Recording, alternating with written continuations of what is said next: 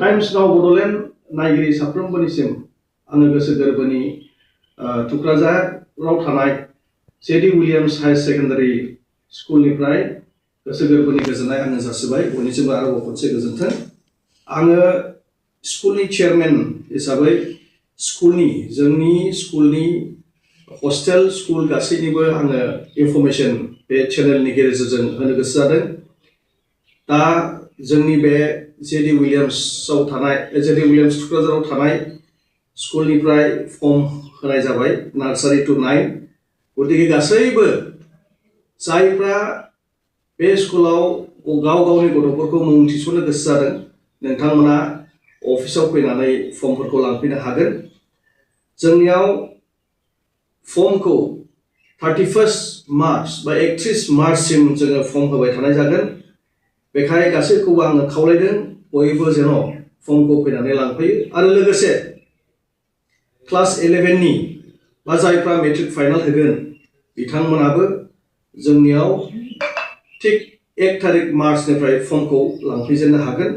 जोंनियाव गोबां फेसिलिटिसफोर दङ, जेरै जोंहा कम्पिउटार मोजां लेब दङ आरो जोंहा मोजां साइन्स लेब दङ आरो बयनिख्रुइ आथिखालि मोजां मोननाय फुटबल कचिं फेसिलिटिस जोंहा दङ, मोजां कोच जोंहा दङ। देग्लायनिफ्राय साबसिनै जोङो फुटबलखौ गोसो होनो सानदों। बेखायनो गासैबो फुटबल मोजां मोनग्रा गार्जेनफोर नोंथांमोना जोंनि स्कुलाव गाव गावनि गथ'फोरखौ मुं थिसनफैनो हागोन। जोंनियाव हस्टेल फेसिलिटिस दं, सेंग्राफोरनिबो दं, सिंग्रिफोरनिबो दं। किन्तु जोङो ओरैबायदि बिसिनि मोजां जौगानायखौ लानानै जोङो बिसिनि परिबेसफोरखौ लानानै जोङो आलदा आलदा दोननाय जायो। जुनियर बेयाव गोरलैनिफ्राय क्लास 5 सिम एटलिस्ट बिसोरखौ आलदा आरो सेनियर ग्रुपआव क्लास 6 नि गोजौआव बिसोरखौ जोङो आलदा दोननाय जायो। आरो जोंनि बे स्कुलाव फोरोंगिरिफ्रा जोबोद एक्सपिरियेन्स जाबाय, well qualified and experience.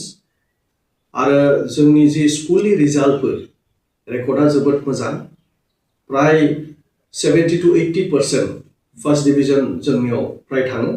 Star distinction गोबां गथ'फ्रा बे स्कुलाव मोननो हाबाय आरो लोगोसे जोंनि स्कुलनिफ्राय गोबां डक्टर, इन्जिनियार, इभेन सिभिल सार्भिसफ्राव उथ्रिनानै दिनै गुबुन गुबुन बिफानफ्राव मोजां पस्टफोर लानानै मावगासिनो दं। आरो बोसोराव खनसे केरियार काउन्सिलिं जायो, बिनि गेजेरजों गोबां गथ'फ्रा मटिभेट जानानै बे स्कुलनिफ्राय ओंखारनानै थाङो। बेखायनो आंजों लोगोसे जोंनि डिपार्टमेन्टनि सेक्रेटारि, मानगोनां प्रिन्सिपाल आरो भाइस प्रिन्सिपाल दङ। जोङो बयखौबो बे गोदान सेसनाव जायफ्रानो फैनो गोसो, नार्सारिफ्राव जायफ्रा लाबोनो गोसो बा गुबुन गुबुन क्लासाव लाबोनो गोसो नोंथांमोना लाबोनो हागोन। नार्सारियाव गोबां गेलेनायजों सोलोंनाय प्रेक्टिकेलि जोङो बे गथ'फोरखौ होनाय जायो।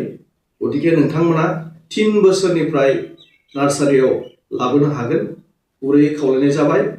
जोंनि बे जेडि उइलियाम्स हायार सेकेन्डारि स्कुलाव नोंथांमोना गथ'फोरखौ मुं थिसननो लाबोनो हागोन। जोंनि थंआ जाहैबाय JD Williams higher secondary school, थुक्राझार, डिस्ट्रिक्ट चिरां, बिटिआर, आसाम।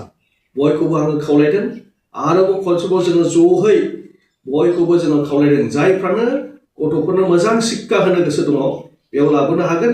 फिसआबो जोबोद खम बेसेनजों नोंथांमोननि गथ'फोरखौ मोजां बेयाव शिक्षा होनो हागोन। गोजोन्थों, हामबायसै।